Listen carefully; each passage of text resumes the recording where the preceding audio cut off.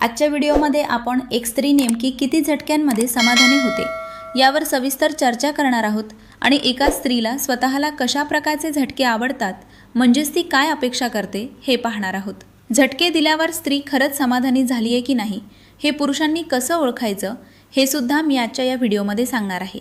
हे समजून घेणं प्रत्येक पार्टनरसाठी खूप जास्त गरजेचं आहे, कारण योग्य माहिती असल्याशिवाय तुम्ही तुमची इंटिमेट लाईफ कधीच चांगल्या प्रकारे सुधारू शकत नाही। त्यामुळे हा व्हिडिओ अजिबात स्किप न करता पूर्ण पहा। हा व्हिडिओ तुमची लाईफ आणि तुमचं नात पूर्णपणे बदलून टाकेल। झटक्यांची ताकद आणि कमाल पाहणार आहोत।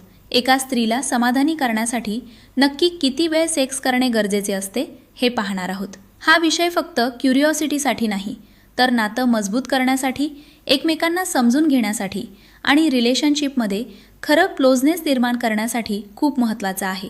अनेकदा लोक या विषयाकडे चुकीच्या समजुतींनी पाहतात किंवा अपूर्ण माहितीवर विश्वास ठेवतात आणि त्यामुळेच अनेक नात्यांमध्ये डिस्टन्स, मिसअंडरस्टँडिंग आणि डिससॅटिस्फॅक्शन निर्माण होते। म्हणूनच आज आपण हे सगळं अतिशय सोप्या, स्पष्ट आणि प्रॅक्टिकल भाषेत समजून घेणार आहोत। सर्वात आधी एक गोष्ट मनात पक्की करून घ्या, इंटिमेसी म्हणजे फक्त फिजिकल ॲक्ट नाही, ती एक अशी प्रक्रिया आहे ज्यामध्ये इमोशनल, मेंटल आणि फिजिकल या तिन्ही गोष्टींचा एकत्रित सहभाग असतो। जर या तिन्हीपैकी एक जरी गोष्ट कमी पडली तर पूर्ण अनुभव अपूर्ण राहतो।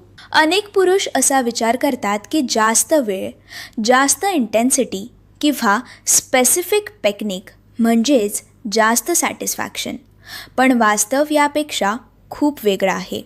एका स्त्रीसाठी सॅटिस्फॅक्शन म्हणजे फक्त शेवटचा परिणाम नाही, तर त्या संपूर्ण प्रवासात तिला कसं वाटलं, तिला किती कम्फर्ट मिळालं, ती किती इमोशनली कनेक्टेड वाटली आणि तिला किती रिस्पेक्ट आणि केअर मिळाली, हे सगळं इक्वली महत्त्वाचं असतं। स्त्रियांसाठी इंटिमेसीमध्ये सर्वात महत्त्वाची गोष्ट म्हणजे इमोशनल सेफ्टी। जेव्हा ती मेंटली रिलॅक्स्ड असते तेव्हा तिचं शरीरही नॅचरली रेस्पॉन्ड करतं, पण जर तिच्या मनात तणाव, भीती, इनसिक्युरिटी किंवा डिस्कम्फर्ट असेल तर कितीही फिजिकल एफर्ट केला तरी तिला पूर्ण सॅटिस्फॅक्शन मिळत नाही। त्यामुळे इंटिमेसी सुरू करण्यापूर्वीच एन्व्हायरमेंट कम्फर्टेबल असणं, पार्टनरमध्ये ट्रस्ट असणं आणि कम्युनिकेशन क्लिअर असणं खूप गरजेचं आहे। साध्या भाषेत सांगायचं तर जर मन जुळलं नाही तर शरीराचं कनेक्शन पूर्ण होत नाही। याचसोबत अफेक्शन आणि क्लोजनेस यांचं महत्त्व खूप मोठं आहे। अनेक स्त्रियांना सुरुवातीचा वेळ जिथे फक्त एकमेकांसोबत वेळ घालवला जातो, संवाद होतो, हलके स्पर्श, केअर आणि अटेन्शन दिलं जातं, हा भाग खूप महत्त्वाचा वाटतो, कारण या वेळेतच ती इमोशनली ओपन होते आणि पुढील अनुभवासाठी मेंटली तयार होते। जर हा भाग स्किप केला गेला तर पुढे जाऊन कनेक्शन तितकं स्ट्रॉंग वाटत नाही। त्यामुळे पेशन्स ठेवणं आणि पार्टनरच्या पेसनुसार चालणं हे खूप गरजेचं आहे। आता इथे एक मोठा गैरसमज दूर करूया। जास्त म्हणजे चांगलं ही संकल्पना इंटिमेसीमध्ये लागू होत नाही। प्रत्येक व्यक्ती वेगळी असते, प्रत्येकाची प्रिफरन्स वेगळी असते आणि प्रत्येकाचं शरीर वेगळ्या पद्धतीने रिस्पॉन्ड करतं। त्यामुळे कोणताही फिक्स्ड फॉर्म्युला, काउंट किंवा टेक्निक सगळ्यांसाठी काम करेल असं नाही। काहींना शांत, स्लो आणि इमोशनल अप्रोच आवडतो, तर काहींना थोडा एनर्जेटिक अप्रोच आवडू शकतो। पण याचा अर्थ असा नाही की एकच पद्धत योग्य आहे। योग्य पद्धत तीच जी तुमच्या पार्टनरला कम्फर्टेबल आणि हॅपी वाटेल। कम्युनिकेशन हा इथे सर्वात पॉवरफुल टूल आहे। अनेक कपल्स इंटिमेसीबद्दल ओपनली बोलत नाहीत आणि त्यामुळेच कन्फ्युजन निर्माण होतो। पण जर तुम्ही एकमेकांशी ओपनली बोललात, एकमेकांच्या लाईक्स, डिसलाईक्स आणि कम्फर्टबद्दल चर्चा केली तर रिलेशनशिप खूप इम्प्रूव्ह होऊ शकतो। कम्युनिकेशन म्हणजे फक्त शब्द नाही, तर जेस्चर्स, रिॲक्शन्स आणि बॉडी लँग्वेज समजून घेणंसुद्धा तितकंच महत्त्वाचं आहे। पार्टनरच्या चेहऱ्यावरचे एक्सप्रेशन्स, तिचा रिस्पॉन्स, तिची बॉडी लँग्वेज हे सगळं खूप काही सांगत असतं. इंटिमेसीमध्ये घाई करणं हा सगळ्यात मोठा मिस्टेक असतो. हळूहळू समजून घेत पार्टनरच्या रिस्पॉन्सनुसार पुढे जाणं हा योग्य अप्रोच आहे. कधी थोडं थांबणं, पुन्हा कनेक्ट होणं, अफेक्शन दाखवणं या छोट्या गोष्टी एक्सपिरियन्सला खूप बेटर बनवतात.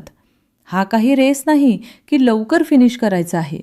हा एक असा अनुभव आहे जो दोघांनी मिळून एन्जॉय करायचा आहे. कम्फर्ट आणि सेफ्टी याकडे लक्ष देणं खूप महत्त्वाचं आहे. पार्टनरला कधीही डिस्कम्फर्ट, पेन किंवा प्रेशर वाटता कामा नये. जर असं काही जाणवलं तर लगेच थांबणं, पेस कमी करणं किंवा अप्रोच बदलणं गरजेचं आहे.